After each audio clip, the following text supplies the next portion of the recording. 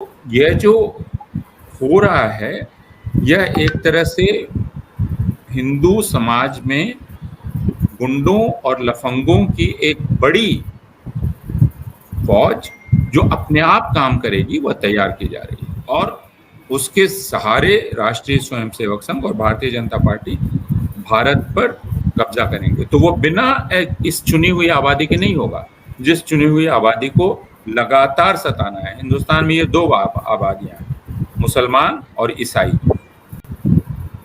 मुसलमानों के साथ ये ज्यादा होगा। अब रोजाना आप भारत भर में जो भी मुसलमानों से जुड़ी हुई इबादत गाहें हैं, मस्जिदें हैं, दरगाह हैं, मजार हैं, कब्रिस्तान हैं, आप हर जगह विवाद पैदा करेंगे और हर विवाद को आपको स्वीकार करना पड़ेगा, क्योंकि कहा जाएगा कि भाई इनका भी एक पक्ष है। तो आपने शिवलिंग के प्रकट होने की बात कही थी। भाई शिवलिंग क्या है? शिवलिंग का कोई आकार प्रकार निश्चित नहीं है।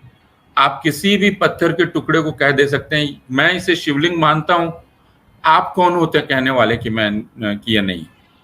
अगर मैं मानता हूं तो आप कैसे कहेंगे कि नहीं है? तो वो जो फव्वारा है उसको मैं अगर कहूंगा कि मैं इसी को शिवलिंग मानता, जिस बात को खूबी माना जाता था हिंदुओं की कि जिसमें श्रद्धा हो वही देवता है। अगर सामने पत्थर है उसमें श्रद्धा है, देवता बन गया। लेकिन अब वो चालाकी में बदल गया है कि मैं किसी भी एक पत्थर पे कुछ रंग लगा दूंगा, कहूंगा कि यहाँ तो हनुमान जी हैं, तो अब ये पूरा जो पत्थर जिस जगह पर है वो पूरा मेरा हो गया। मैं किसी भी पेड़ में धागा बांध दूंगा, कहूंगा कि ये तो देखिए धार्मिक वृक्ष है, अब ये जिस जमीन पर है वो जमीन हमारी हो गई, हम यहाँ भजन कीर्तन करेंगे। तो जो चीज आपकी खूबी थी, अब आप उसको चालाकी से दूसरों की जगह पर कब्जा करने का जरिया बना रहे हैं। ये बहुत बहुत ज्यादा शर्म की बात है और अदालत इसमें इतना वक्त लगा रही है, ये भी हमारे लिए बहुत, शर्म तो मैं नहीं कहूंगा, तकलीफ की बात। हम सारे लोग कयास आराई कर रहे हैं। जो मकसद था इस पूरे मुकदमे का वह कामयाब हो रहा है, क्योंकि आखिर शिवलिंग का प्रवेश हो गया। जो इतने बरसों से कोशिश की जा रही थी कि ज्ञानवापी मस्जिद को आप विवादित बना दें और उसके लिए अदालती कोशिश हो रही थी, बाहर से राजनीतिक कोशिश हो रही थी। आज सर्वोच्च न्यायालय ने अपने आदेश में शिवलिंग शब्द रखकर एक तरह से उसको मान्यता दे दी। हालांकि जो मस्जिद कमेटी है, अंजुमन इंतजामिया मसाजिद कमेटी, उसके वकील ने बार बार कहा कि आप सीधे ये ना लिखें कि शिवलिंग है, क्योंकि ऐसा कोई भी सबूत नहीं है, ऐसी कोई भी रिपोर्ट आपके सामने नहीं है, तो आप किस बिना पर यह कह रहे हैं। यहाँ तक कि जो अदालत, जिस अदालत ने उस जगह को सील करने का फैसला सुनाया और उस जगह मस्जिद के भीतर के जैसे जो वजू खाना है, उस जगह को वाराणसी की अदालत ने सील करने का आदेश दिया, यह कहकर कि उसे मालूम हुआ है कि वहाँ शिवलिंग है। लेकिन अभी हमें यह मालूम है कि खुद अदालत के सामने वह रिपोर्ट नहीं थी, यानी एक पक्ष उसके पास दौड़ा गया और उसने कहा हमें यह मिल गया है, और उसके कहने पर अदालत ने बिना रिपोर्ट पढ़े या आदेश जारी किया। लेकिन इस बात को सर्वोच्च न्यायालय में बताया गया, फिर भी सर्वोच्च न्यायालय के माननीय न्यायाधीश हैं, उन्होंने यह जरूरी समझा कि अपने आदेश में यह लिख दें कि हालांकि यह बतलाने पर कि यह शिवलिंग है कि नहीं यह अभी तो तय नहीं है और रिपोर्ट भी किसी ने नहीं देखी है, तो उन्होंने लिखा कि as indicated in the empire order. तो ये वकील के कहने पर, वरना जो उनका स्वाभाविक रुझान था वो यह था कि वो उसको सीधे शिवलिंग कह दें। तो हम देख रहे हैं कि हो क्या रहा है। अब हम बहस कर रहे हैं अभी कि शिवलिंग है या फव्वारा है, तो एक कदम तो आगे बढ़ गई ये चीज। ज्ञानवापी मस्जिद को विवादित बना दिया गया, एक जगह को आपने सील कर दिया। हालांकि सर्वोच्च न्यायालय ने फिर एक बात कही कि जो मुसलमान इबादत करने वाले हैं उनको मस्जिद की किसी जगह में आने जाने से नहीं रोका जाए। तो आपने वजूखाने को सील कर दिया, ये कह के कि शिवलिंग वहां है। जब यह कहा गया सर्वोच्च न्यायालय से कि भाई हम वजू करेंगे, ये आप बात लिखिए, तो उन्होंने कहा कि नहीं, हमने जो लिख कह दिया। उन्होंने ये लिखा कि मुसलमान इबादत के लिए जो धार्मिक जो भी रीत रिवाज हैं वो करेंगे, लेकिन स्पष्ट रूप से वजू नहीं लिखा। अब इसकी व्याख्या वहाँ जो स्थानीय उस जगह पर जो अधिकारी है वह करेगा, और उसकी व्याख्या कैसे होती है हमने पिछले दिनों जहांगीरपुरी में देखा कि जहांगीरपुरी में जब सर्वोच्च न्यायालय का स्थगन आदेश पहुंच गया, उसके बाद भी अधिकारियों ने कहा कि जब तक हमारे हाथ में कागज नहीं आएगा हार्ड कॉपी, तब तक हम नहीं होंगे। तो हम समझ सकते हैं कि होगा क्या। 19 तारीख को आगे क्या होता है ये हमें देखना है। निचली अदालत ने, जो वह अदालत है जिसने यह फैसला सुनाया, वह अदालत बहुत हड़बड़ी में थी। आम तौर पर अदालतें कदम फूंक फूंक कर रखती हैं। कोई भी अदालत कोई फैसला बिना रिपोर्ट देखे नहीं कर सकती, ठीक। लेकिन उस अदालत ने इतनी तेजी दिखलाई, आप तेजी तो देखिए उसकी, यानी दौड़ लगा दी। आमतौर पर हमारे यहाँ न्याय धीरे चलता है, लेकिन यह अदालत तो एकदम दौड़ पड़ी। और जब एक ऐसी जगह का सर्वेक्षण हो रहा है जो मस्जिद है, उस सर्वेक्षण के लिए आप टीम बना रहे हैं, उस टीम के लोग में जो 2 मुसलमान हैं, तो अल्पसंख्या है मुसलमानों की उसमें, वे शिकायत कर रहे हैं टीम के मुखिया के प्रति, तो न्याय का सिद्धांत यह है कि अदालत उसको सुनेगी और एक दूसरा कमिश्नर बहाल करेगी। लेकिन अदालत ने वो नहीं किया। उसने कहा कि नहीं, हम आपकी बात मानते नहीं, और उसने उसमें 2 हिंदू और जोड़ दिए जो टीम थी, और इस तरह मुसलमानों को और अल्पसंख्यक बना दिया उन्हीं की मस्जिद में। अगर आप आदेश पढ़ेंगे तब समझ में आएगा कि दरअसल निचली अदालत जो भी कर रही है वो कंफ्यूज होकर नहीं कर रही है। वो कह रही है कि सर्वेक्षण के दौरान अगर सर्वेक्षण बहुत ज़रूरी है, और अगर उस वक्त नमाज पढ़ने में बाधा, मतलब नमाज पढ़ी जाएगी, लेकिन ज़रूरी होगा तो सर्वेक्षण कार्य चलता रहेगा, नमाज कहीं और वो पढ़े, जो उस आदेश में कहा गया पहले आदेश। तो मुझे नहीं लगता है कि वो अदालत कहीं से कंफ्यूज थी।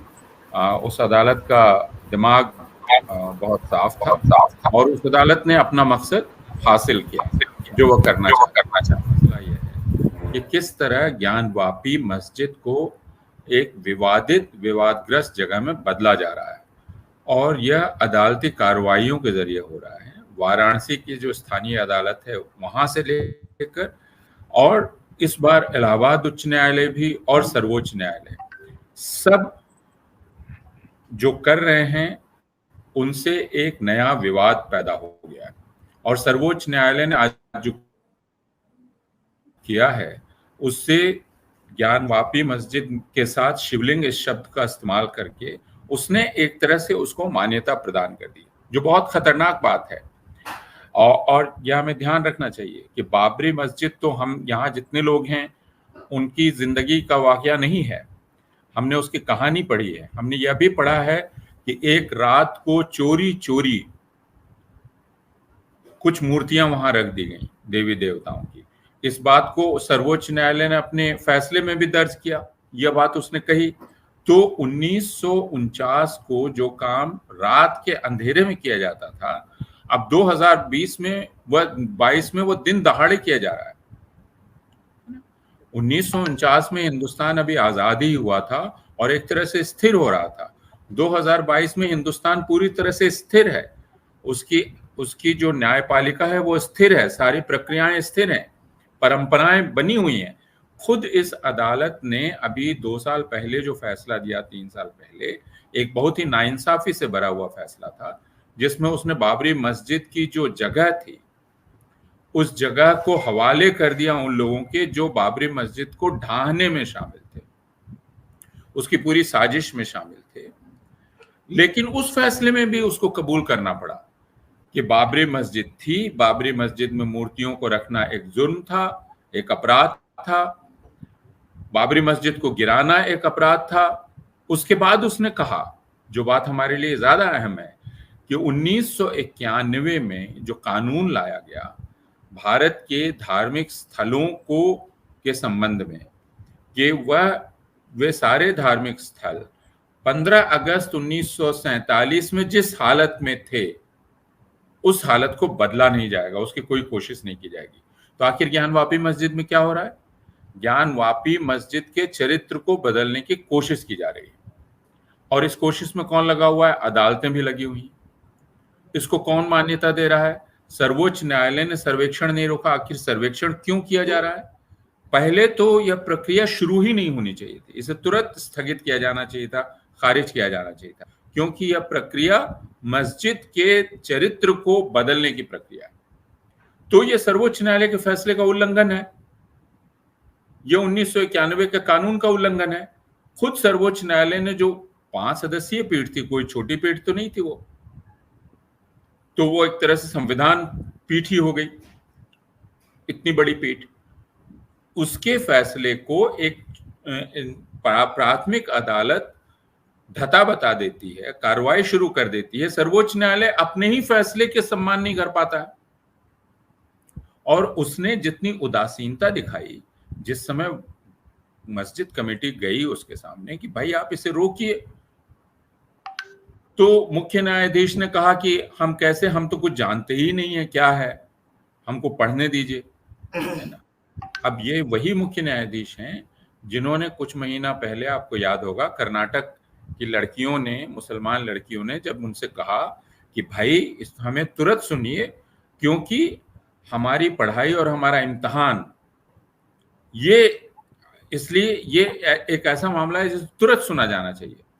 तो उन्होंने कहा कि अरे ऐसा मत समझिए, हम भी पढ़ते हैं, हम भी जानते हैं। लेकिन इस बार उन्होंने कह दिया कि हमने फाइल पढ़ी नहीं है। तो उस वक्त भी फैसला मुसलमानों के खिलाफ गया, क्योंकि उन्होंने पढ़ा था, पढ़ते हैं अखबार और बाकी चीजें। इस बार भी उन मुसलमानों के खिलाफ गया, क्योंकि उन्होंने फाइल नहीं पढ़ी थी। और 4 दिन गुजरने दिए गए, जिस बीच सर्वेक्षण पूरा हो गया, शिवलिंग के मिलने की खबर बाहर, उसका शोर उठा दिया गया, बाबा मिल गए, बाबा मिल गए, सोमवार को बाबा मिल गए। और अब उसके बाद की प्रक्रियाएं शुरू हो गई, जिसमें आज सुना कि यह कहा जा रहा है कि नंदी के सामने जो ज्ञानवापी मस्जिद की दीवार है उसको तोड़ा जाए। आपने नीमच में देखा होगा, एक दरगाह के पास मूर्ति रख दी गई। तो आप तो हर जगह को विवादित बना सकते हैं कि किस तरह ज्ञानवापी मस्जिद को एक विवादग्रस्त जगह में बदला जा रहा है, और यह अदालती कार्रवाइयों के जरिए हो रहा है। वाराणसी की जो स्थानीय अदालत है वहां से लेकर, और इस बार इलाहाबाद उच्च न्यायालय भी और सर्वोच्च न्यायालय, सब जो कर रहे हैं उनसे एक नया विवाद पैदा हो गया है। और सर्वोच्च न्यायालय ने आज जो किया है उससे ज्ञानवापी मस्जिद के साथ शिवलिंग इस शब्द का इस्तेमाल करके उसने एक तरह से उसको मान्यता प्रदान कर दी, जो बहुत खतरनाक बात है। और यह हमें ध्यान रखना चाहिए कि बाबरी मस्जिद तो हम यहाँ जितने लोग हैं उनकी जिंदगी का वाकया नहीं है, हमने उसकी कहानी पढ़ी है। हमने यह भी पढ़ा है कि एक रात को चोरी चोरी कुछ मूर्तियां वहां रख दी गई देवी देवताओं की। इस बात को सर्वोच्च न्यायालय ने अपने फैसले में भी दर्ज किया। बिल्कुल, उसने कहा कि चोरी चोरी किया गया है, उसने कहा कि यह अपराध था, जुर्म था, यह बात उसने कही। तो 1949 को जो काम रात के अंधेरे में किया जाता था, अब 2020 में वह 22 में वो दिन दहाड़े किया जा रहा है। 1949 में हिंदुस्तान अभी आजाद ही हुआ था और एक तरह से स्थिर हो रहा था। 2022 में हिंदुस्तान पूरी तरह से स्थिर है, उसकी जो न्यायपालिका है वो स्थिर है, सारी प्रक्रियाएं स्थिर हैं, परंपराएं बनी हुई हैं। खुद इस अदालत ने अभी 2 साल पहले जो फैसला दिया, 3 साल पहले, एक बहुत ही नाइंसाफी से भरा हुआ फैसला था, जिसमें उसने बाबरी मस्जिद की जो जगह थी उस जगह को हवाले कर दिया उन लोगों के जो बाबरी मस्जिद को ढाहने में शामिल थे, उसकी पूरी साजिश में शामिल थे। लेकिन उस फैसले में भी उसको कबूल करना पड़ा कि बाबरी मस्जिद थी, बाबरी मस्जिद में मूर्तियों को रखना एक जुर्म था, एक अपराध था, बाबरी मस्जिद को गिराना एक अपराध था। उसके बाद उसने कहा, जो बात हमारे लिए ज्यादा अहम है, कि 1991 में जो कानून लाया गया भारत के धार्मिक स्थलों को के संबंध में, कि वे सारे धार्मिक स्थल 15 अगस्त 1947 में जिस हालत में थे उस हालत को बदला नहीं जाएगा, उसकी कोई कोशिश नहीं की जाएगी। तो आखिर ज्ञान वापी मस्जिद में क्या हो रहा है? ज्ञान वापी मस्जिद के चरित्र को बदलने की कोशिश की जा रही है, और इस कोशिश में कौन लगा हुआ है? अदालतें भी लगी हुई हैं। इसको कौन मान्यता दे रहा है? सर्वोच्च न्यायालय ने सर्वेक्षण नहीं रोका। आखिर सर्वेक्षण क्यों किया जा रहा है? मिलत टाइम्स को आपकी जरूरत है, हमारी आप माली मदद करें।